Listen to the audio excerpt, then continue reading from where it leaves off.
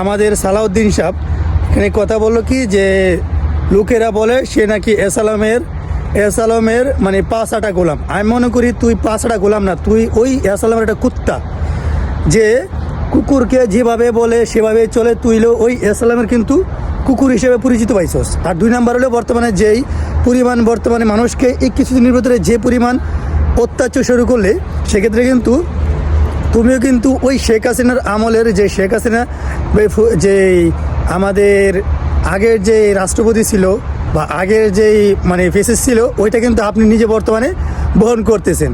আওয়ামী লীগকে সব কিছু যদি বহনই করা হয় তাহলে তো ওই আওয়ামী লীগ ভালো ছিল।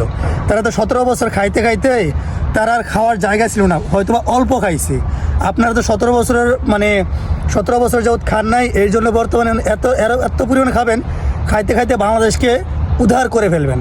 আপনি তো বাংলাদেশকে শুধু উদ্ধার করবেন না, সারা বাংলাদেশের মানুষের মানে হক মেরে কিছুদিনের ভিতরে অবশ্য বাংলাদেশ থেকে ত্যাগ করতে পারেন। এবং বাংলাদেশের জনগণ কিন্তু এত লং টাইম কাউকে মানে নেবে না, এবং কি বিএনপির দালালদেরকে এতদিন সায় দেওয়া হবে না।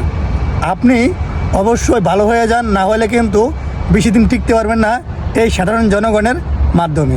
ঠিক আছে, অবশ্যই আপনাকেও কিন্তু ওই শেখ হাসিনা ফেসিলিস্টবাদী যে দল ছিল, ওই দলের মধ্যে কিন্তু আপনাকেও কিন্তু মানে বাংলাদেশ থেকে আপনারা তো ইন্ডিয়া পালাতে পারবেন না, আপনাদেরকে অবশ্যই বাংলার মাটিতেই অবশ্যই দাফন করা হবে।